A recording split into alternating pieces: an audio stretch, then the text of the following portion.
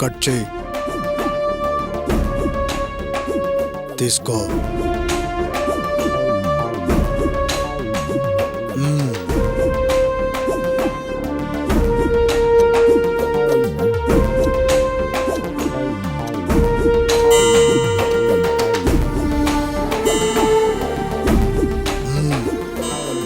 ఏంటి ఆలోచిస్తున్నావు? కట్ చేయి.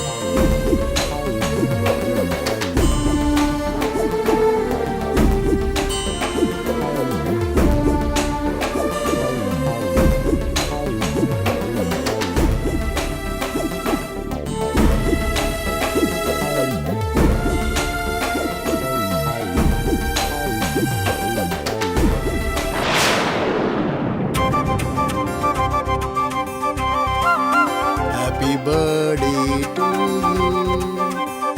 Happy birthday to you. Happy birthday to you, Revati. Happy birthday to you.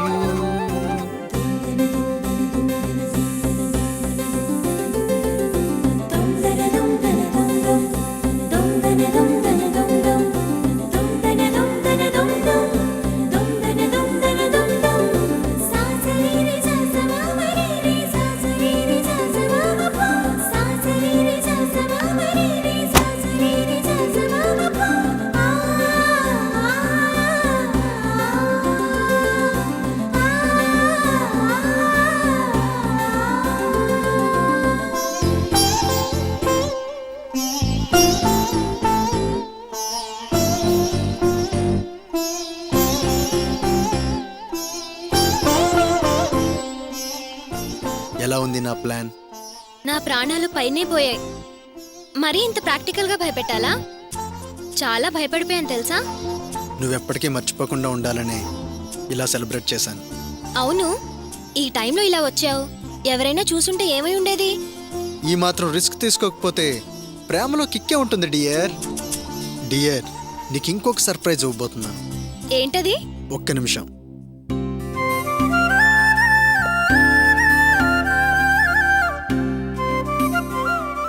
ఏంటో చెప్పుకో చూద్దాం. ఏంటిది?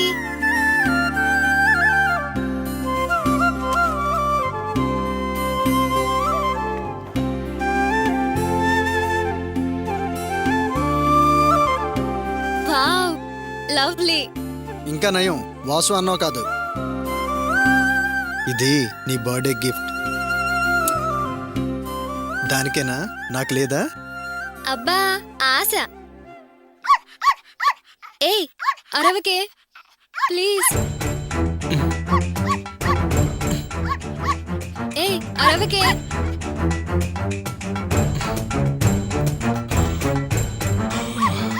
ప్లీజ్ అరవకే.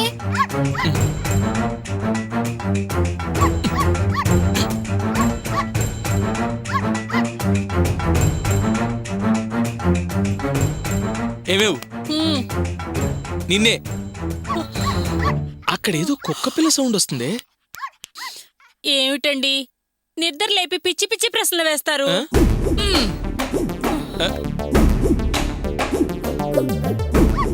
ఈ అరుపు ఎక్కడి నుంచి వస్తుందబ్బా?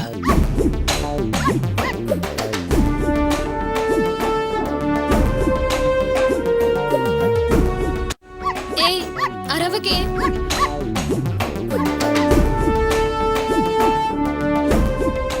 ఎక్కడి నుంచి వస్తుందబ్బా ఈ సౌండ్?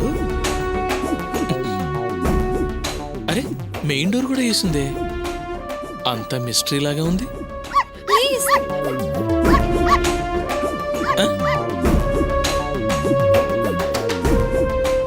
ఏంటి పైన సౌండ్ వస్తుంది? రేవతి, రేవతి. అయ్యో నాన్న. వాసు, దీన్ని తీసుకెళ్ళిపో. ఇది నేను నీకు ఇచ్చిన బర్త్డే గిఫ్ట్. వెనక్కి ఎలా తీసుకెళ్తాను? రేవతి, రేవతి.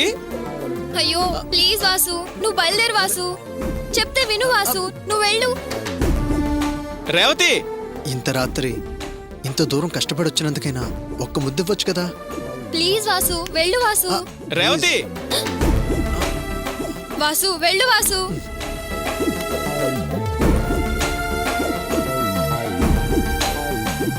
రేవతి, అమ్మా రేవతి,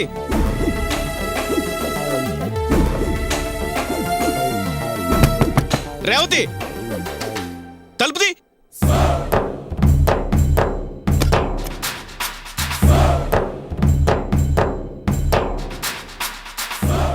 ఏంటమ్మా, లోపలేదో కుక్క పిల్లరు వినిపించిందే. కుక్క పిల్ల సౌండా? నాకేం వినిపించలేదే. ఆ? నీకినిపించలేదా? కింద గదిలో పడుకున్నా నాకినిపించింది. అలాగా, నేను మంచి నిద్రలో ఉన్నాను నాన్న. ఆహా. ఏంటమ్మా ఇది? ఈ టైంలో ఎవరైనా టీవీ ఆన్ చేస్తారా? అదా, నేను సినిమా చూస్తూ చూస్తూ నిద్రపోయాను నాన్న. ఆ. అది అలా ఆన్లో ఉండిపోయింది. ఓహో, అలాగా.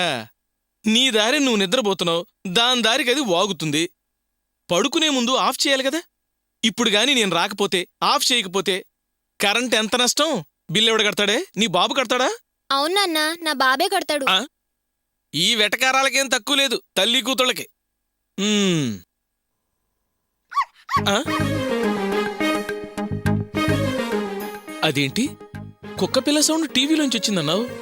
టీవీ ఆఫ్ చేసినా మళ్ళీ ఆ సౌండ్ ఎక్కడి నుంచి వచ్చిందమ్మా? నాన్న, అది డిటిఎస్ సౌండ్ నాన్న. ఆ. నా రూమ్ లో డిటిఎస్ సిస్టమ్ ఉంది కదా, అందుకే టీవీ ఆఫ్ చేసినా ఎకో సౌండ్ లా అలా వినిపిస్తుంది. ఓహో, ఎక్కువ సౌండా? దీనివల్ల కరెంట్ ఖర్చే ఉండదు కదా. కరెంట్ అస్సలేం కాలేదు నాన్న. ఓకే, అయితే ఓకే. జాగ్రత్తమ్మా.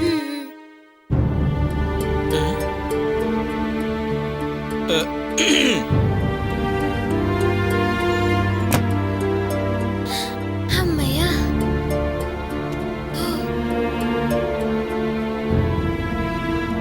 అమ్మా, అవును, అది నిజంగా టీవీలో నుంచి వచ్చిన సౌండేనా? అది పవర్ లేకుండా. ఏమీ అర్థం కావట్లేదే. ఏదో తేడా ఉంది. ఆ? ఏదో ఆకారం కదిలిందే. ఏమేవ్, ఒకసారిలే. ఏమిటండి? మన ఇంటికి దొంగ షాడో రూపంలో వచ్చాడే. ఇదిగో ఇప్పుడే ఇట్నుంచి వెళ్ళాడు. మన ఇంటికి ఎందుకు వస్తాడండి? ఎవరూ లేరు, పడుకోండి. ఏమేవ్, ఒక్కసారి లేవే. ఎప్పుడు పడుకునే నిద్రే కదా, ఒకసారి లే. అబ్బా. ఒకవేళ షాడో కిల్లర్ అయితే పట్టిస్తే ప్రభుత్వం మనకు బహుమతి ఇస్తుంది తెలుసా? పనిమాలి నిద్రలేపి ప్రభుత్వం బహుమతి ఇస్తుంది అంటారేమిటండి? ఆ? ఆ, బహుమతి కోసం కాకపోయినా కనీసం నా కోసం అన్న రావే. నువ్వు రా చెప్తాను. అబ్బా, పదండి.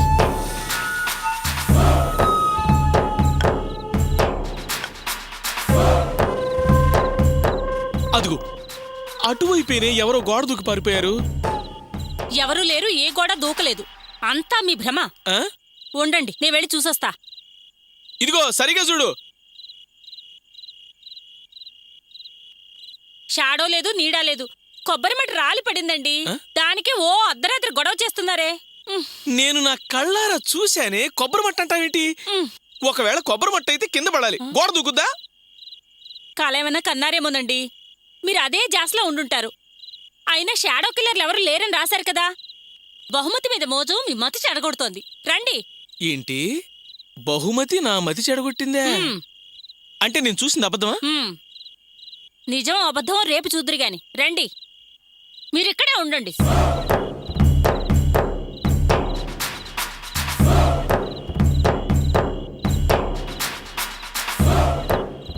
ఏంటబ్బా ఇది? లోపలేమో కుక్కపిల్ల సౌండ్ వినిపించింది. ఏంటమ్మా అంటే ఎక్కువ అంది. ఇదేమో ఎవడో గోడ దూకాడు అంటే కొబ్బరి మట్ట ఉంది. ఏదో జరుగుతుంది. నా వెనకాలే నాకు తెలియకుండా ఏదో జరుగుతుంది. వదలన్రరే, నేను కనిపెట్టకుండా వదలను.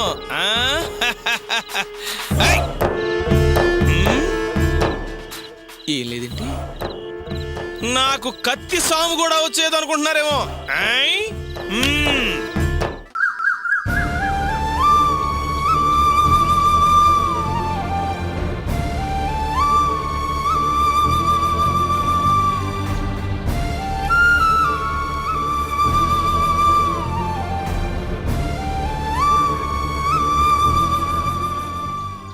ఏమైందమ్మా? ఎప్పుడు చూసినా ఇలా ఒంటరిగా కూర్చుని ఏడుస్తుంటావు. అసలు నీ సమస్య ఏంటి? ఏమ్మా, వచ్చి 3 రోజులైంది.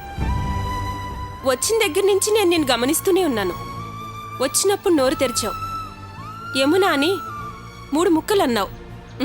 అంతే, మరో మాట లేదు. అసలే ఊరు, నీ వాళ్ళు ఎవరన్న విషయం ఏమీ చెప్పలేదు. బస్టాండ్లో మైకంలో పడి ఉన్నావు. దొంగలు నీ దగ్గర నగలు కాజైపోతుండగా పోలీసులు గమనించి వాళ్ళని పట్టుకున్నారు. నిన్ను కాపాడి ఇక్కడికి తీసుకొచ్చి వదిలారు.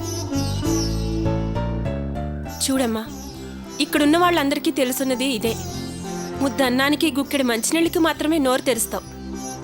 అసలెవరమ్మా నువ్వు? నోరు తెరిచి 4 మాటలు మాట్లాడమ్మా.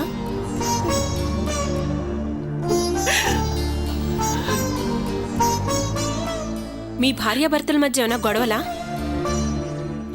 లేక నీకు అత్తగారికి మధ్య ఏమైనా తగాదానా?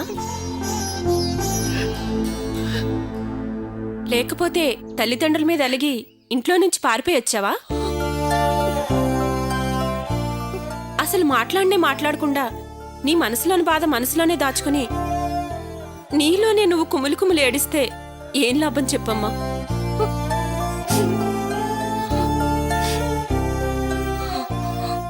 నీ సమస్య ఎవరితోనైనా చెప్తేనే కదా పరిష్కారం దొరికేది. మనసు విప్పి నలుగురితో పంచుకుంటేనే ఆ గుండె బరువు తగ్గుతుందమ్మా. అసలేం జరిగిందో చెప్పమ్మా. ఇక్కడున్న వాళ్ళంతా ఆకాశం నుంచి ఊడిపడ్డవాళ్ళు కాదు. ఏదో కారణంగా ఆదరణ కోల్పోయి ఇక్కడికి చేరిన వాళ్లే. అందరికీ అమ్మా, నాన్న, అక్కలు, తమ్ముళ్ళు, చెల్లెళ్ళు, అత్తయ్యలు, మావయ్యలు, అన్ని బంధాలు అందరికీ ఉన్నాయి.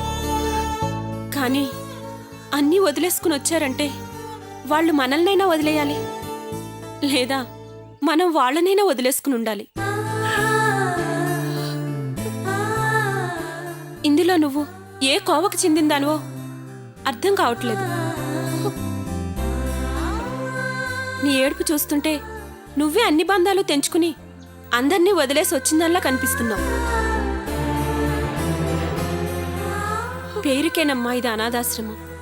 మనం ఇక్కడికి చేరాక ఒకరికొకరం తోడుగా ఉండాలి. అప్పుడే మనం ఒకరికొకరం కష్టాలు మర్చిపోగలం. ఏడవకమ్మా, జరిగిందేమిటో చెప్పు. పోనీ పిల్లలేమైనా గుర్తుకొస్తున్నారా? నాకు పిల్లలు లేరు. మరి భర్తను తలుచుకుని ఏడుస్తున్నావా? మరి 3 రోజులుగా ఒంటరిగా ఏడుస్తున్నావు. ఎవరిని తలుచుకుని ఏడుస్తున్నావమ్మా? మా అమ్మని తలుచుకొని ఏడుస్తున్నాను. మీ అమ్మ ఉందిగా.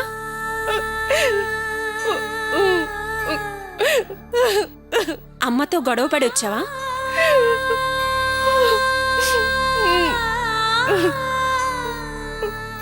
అమ్మ మీదంత ప్రేమ ఉన్నదానివి ఎందుకు గొడవ పడ్డావు? ఎందుకు వదిలేసి వచ్చి ఇప్పుడు ఇలా కుమిలిపోతున్నావు? అమ్మ మీద ప్రేమతోనే వదిలేసి వచ్చాను. అర్థం కావట్లేదమ్మా. నువ్వు చెప్పింది మాత్రం అర్థం కాలేదు. కానీ నీకు తల్లి మీదున్న ప్రేమ మాత్రం అర్థమైంది. ఆమె మీదంత ప్రేమ ఉన్నదానివి ఆమె దగ్గరికే వెళ్ళొచ్చుగా.